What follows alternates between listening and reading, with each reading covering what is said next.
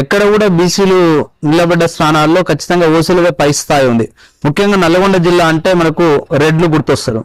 అలాంటి యొక్క నల్గొండ కావచ్చు, వరంగల్, ఖమ్మంలో కానీ ముఖ్యంగా నల్గొండలో రెడ్లు ఎక్కువగా ఉంటారు. మరి ఇక్కడ బీసీ నినాదం అనేటువంటిది పోల రవీందర్కు కలిసి వచ్చే అవకాశం ఉందా? ఉపాధ్యాయ ఎమ్మెల్సీ ఎన్నికలు ప్రధానంగా బహుజనవాదానికి తర్వాత అగ్రవర్ణాలకు మధ్య జరుగుతున్నటువంటి ఎన్నికగా భావించవచ్చు.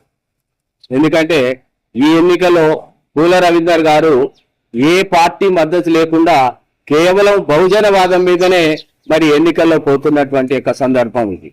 ఎందుకంటే మనం చూసినాం, వారు ఊరేగింపులో నామినేషన్ వేసినప్పుడు అత్యధిక సంఖ్యలో, వేల సంఖ్యలో మరి బహుజనులంతా కూడా పాల్గొని మరి వారికి మద్దతు తెలియజేయడం జరిగింది.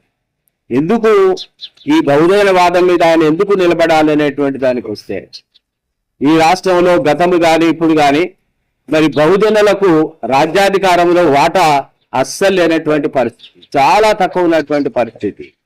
జనాభాలో అత్యధిక సంఖ్య ఉండి 90% పైన ఉన్నటువంటి యొక్క ఈ బహుజనులకు రాజ్యాధికారంలో పాత్ర అనేటువంటిది దాదాపు శూన్యంగా ఉంది.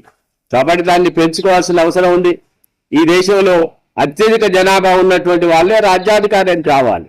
కానీ అలా లేకుండా వీళ్లకు తరతరాల నుంచి అన్యాయం జరుగుతూనే వచ్చింది. స్వతంత్రం వచ్చినప్పటి నుంచి కూడా అన్యాయం జరుగుతూనే వచ్చింది.